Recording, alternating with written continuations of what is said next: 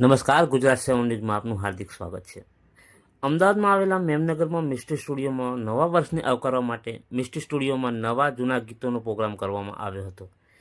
Misty સ્ટુડિયોમાં ગ્રુપના સભ્ય દ્વારા આ પ્રોગ્રામમાં ઓપન માઇકમાં જૂના નવા ફિલ્મી ગીતો ગાઈને લોકોને આનંદ અને ઉમંગથી નવા વર્ષની ઉજવણી કરી હતી।